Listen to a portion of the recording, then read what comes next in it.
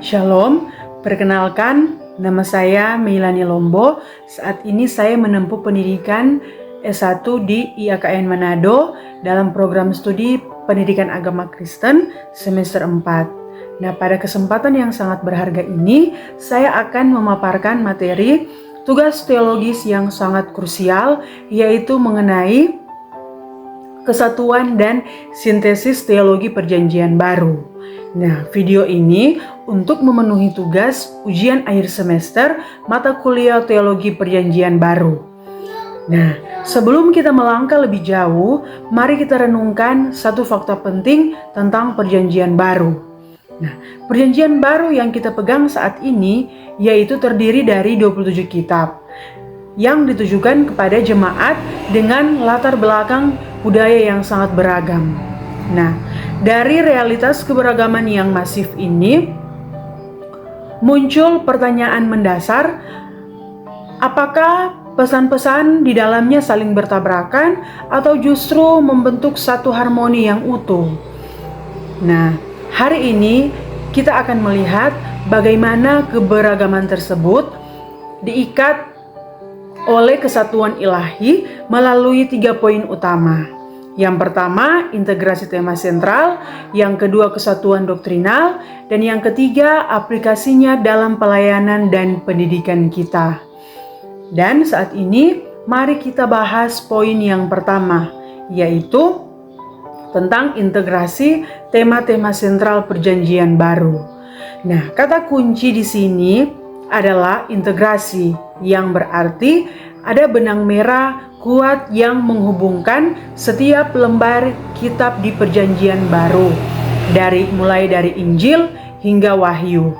Nah, tema sentral utamanya adalah kristosentris, artinya berpusat pada Yesus Kristus. Injil mengisahkan hidup dan karyanya, kisah para rasul menceritakan perluasan amanatnya, surat-surat rasuli menjelaskan kedalaman teologisnya, dan Wahyu menubuatkan kemenangan akhirnya. Nah, selain itu, kita mendapati tema kerajaan Allah yang diwartakan oleh Yesus, diintegrasikan secara luar biasa oleh para rasul menjadi teologi kehidupan dari jemaat. Dan ditambah lagi dengan tema karya Roh Kudus sebagai agen penggerak. Semua tema ini tidak berdiri sendiri secara terpisah, melainkan berintegrasi membentuk satu ekosistem teologi yang kokoh. Nah, saat ini mari kita melangkah ke poin yang kedua, yaitu kesatuan doktrinal dalam keberagaman penulis. Nah, tantangan terbesar teologi sekuler seringkali menuduh bahwa para rasul memiliki ajaran yang bertentangan. Misalnya, memisahkan teologi Paulus yang fokus pada iman dengan teologi Yakobus yang fokus pada perbuatan. Namun, melalui pendekatan sintesis, kita memahami bahwa ini bukan kontradiksi, melainkan aspek komplementer atau yang saling melengkapi. Nah, Paulus sedang membangun fondasi bahwa keselamatan murni karena kasih karunia melalui iman, bukan usaha manusia. Sementara Yakobus menegaskan bahwa iman yang sejati pasti melahirkan perbuatan nyata. Gaya bahasa boleh berbeda.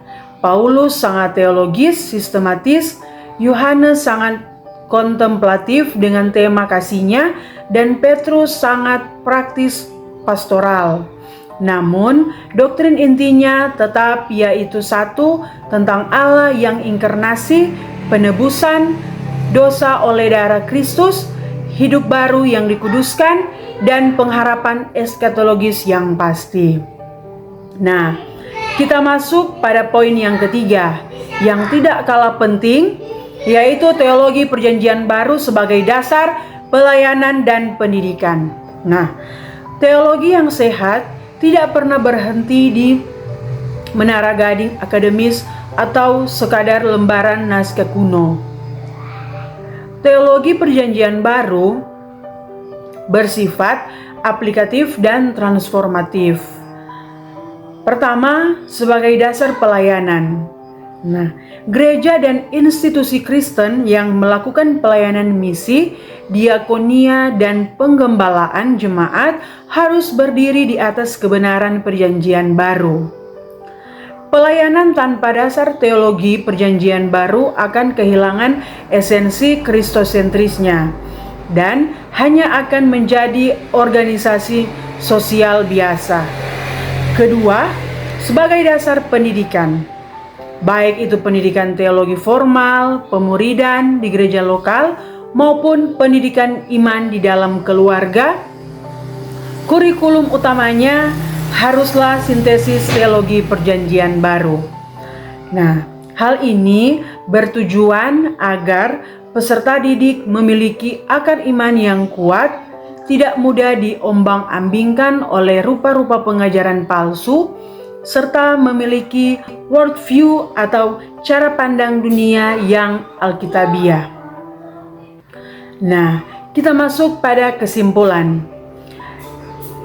Dari pemaparan materi yang saya bawakan, dapat kita ambil kesimpulannya bahwa sintesis teologi Perjanjian Baru membuktikan bahwa di balik keberagaman ekspresi sastra, kepribadian penulis, dan konteks sejarah, terdapat satu Roh Kudus yang sama yang menginspirasikan pesan keselamatan Allah. Tema-tema sentralnya terintegrasi dengan sempurna, doktrinnya bersatu tanpa kontradiksi, dan buah dari kebenaran teologis ini memanggil kita semua untuk menerapkannya secara konkret ke dalam setiap sendi pelayanan serta pendidikan Kristen di era kontemporer saat ini. Nah, sekian pemaparan materi dari saya. Semoga bermanfaat. Terima kasih. Tuhan Yesus memberkati.